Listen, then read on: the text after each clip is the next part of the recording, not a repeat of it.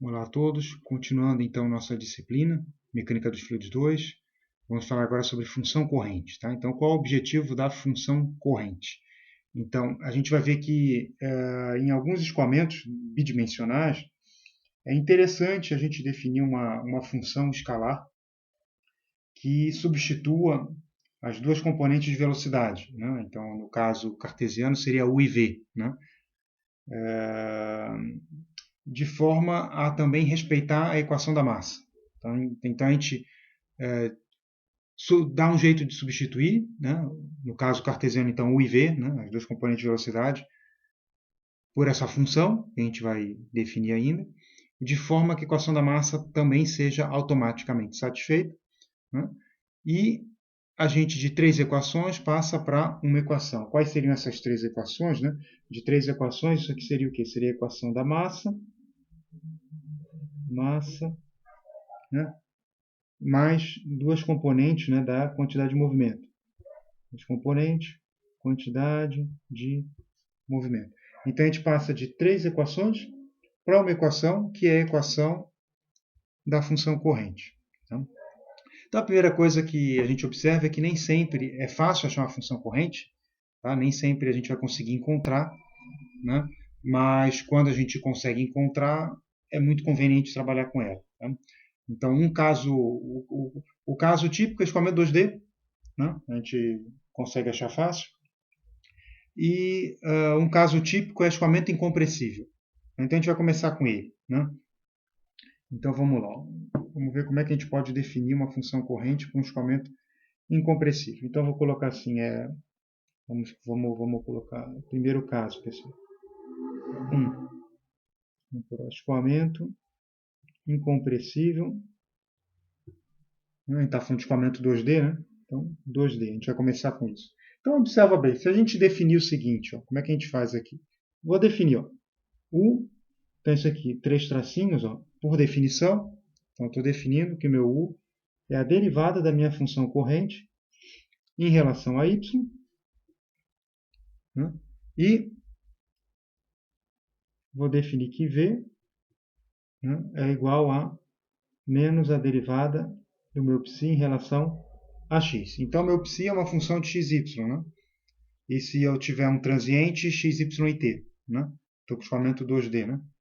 Escoamento 2D cartesiano, tá? No caso aqui, né? Cartesiano. Então, esse é o primeiro caso que a gente está fazendo. Tá? Então, escoamento, tinha saído da câmera, escoamento incompressível 2D cartesiano. Tá? É o primeiro caso que a gente está vendo aqui. Certo?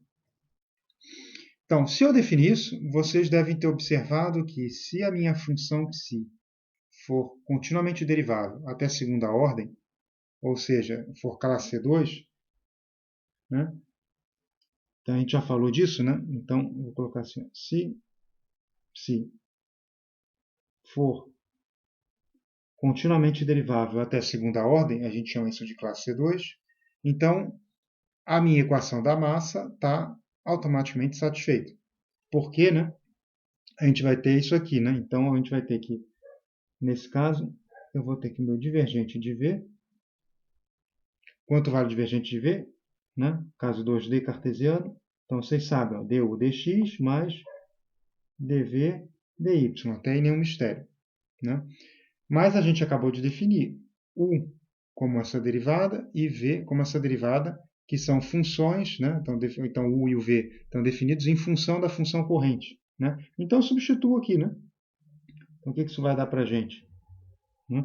Então, substituo, vai ficar d dx de u, o u é d psi dy, né?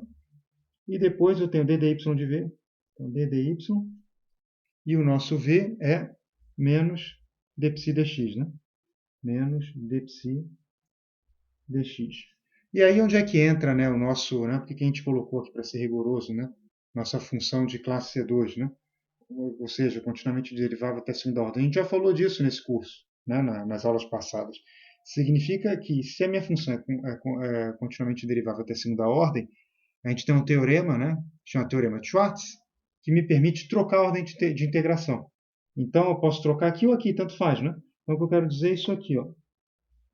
d dx de dψ dy, mas eu vou trocar aqui. Ó. Então, isso aqui é um negativo, ele pode sair da derivada, tá? Não tem problema.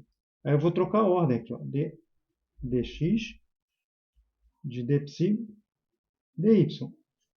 Né? Então, eu apliquei o teorema de Schwartz. Isso aqui é identicamente nulo, certo? Eu estou subtraindo algo dele mesmo. Né? Então, isso aqui é igual a zero. Né? Então, o que aconteceu? A conservação da massa, a equação da massa, ela é automaticamente satisfeita, porque a gente partiu, né, se vocês olharem, lembrarem aqui do começo, ó, escoamento incompressível 2D. Né? Então, a gente chega à conclusão que, nesse caso, equação da massa automaticamente. Então, essa definição, que eu quero dizer com automaticamente, é que essa definição de função corrente, ela já respeita a conservação da massa. Né? Automaticamente satisfeita. Então, para o caso... Então, para cada tipo de escoamento, a gente vai ter uma função corrente. Então, cuidado com isso. Né? Mas, para o caso de escoamento incompressível 2D cartesiano, essa daqui é a minha função corrente. Ela é definida dessa forma. Tá? Ou seja, ela é definida de tal forma que a derivada dela em relação a y é igual a componente u, a componente x da velocidade, u, e menos a derivada dela em relação a x, ela é a nossa componente y da velocidade, que é a v. Certo?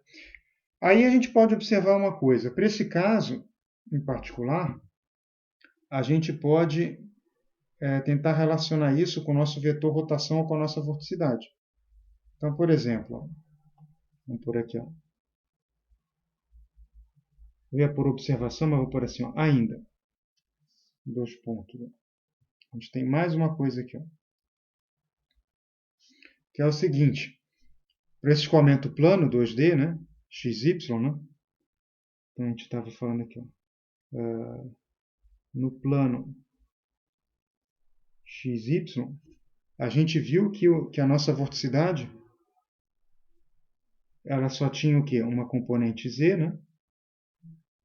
Porque eu estou no plano, eu estou girando algo no plano. Né? A gente já viu isso aqui também. A nossa vorticidade é duas vezes, né? O vetor rotação. O vetor rotação também só vai ter em z.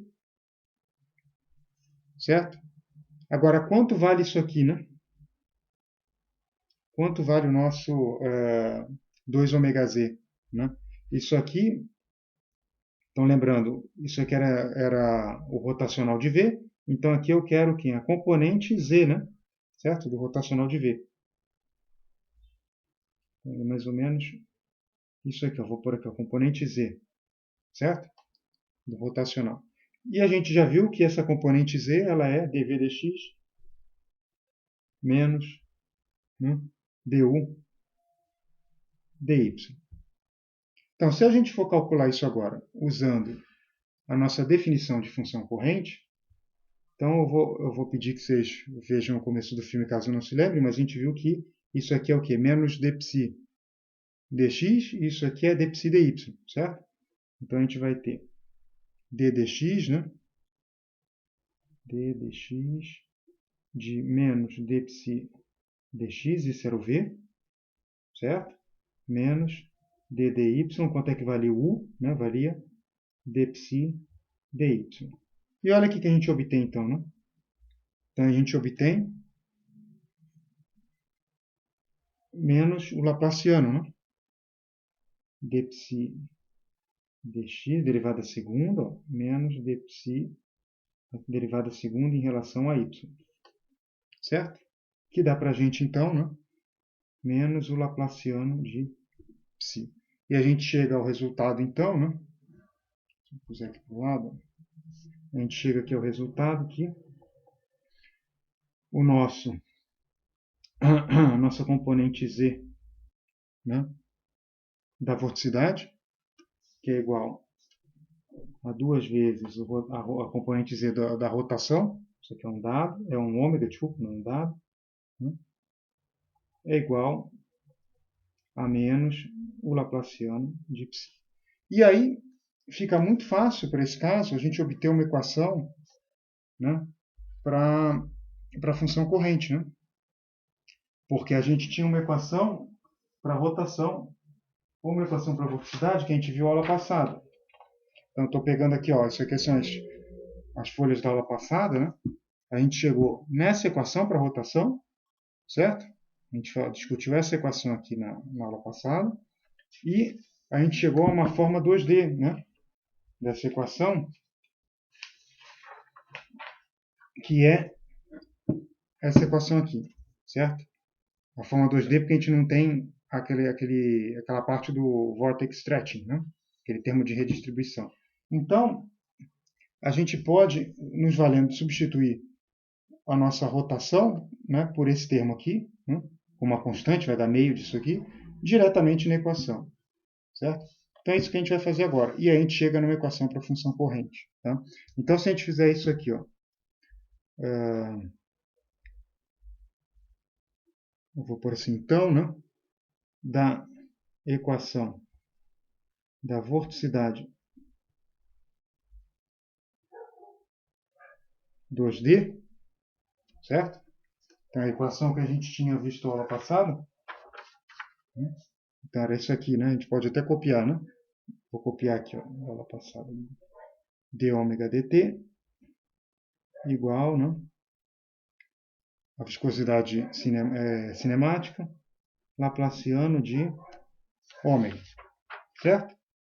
Então é só a gente substituir. Essa equação ela só vai ter um componente z, certo? No caso 2D, né? E a gente sabe que se, por exemplo, eu multiplicar isso aqui por 2, né? Eu posso pegar isso aqui sem problema. Ó. Multiplico por 2 de um lado e de outro.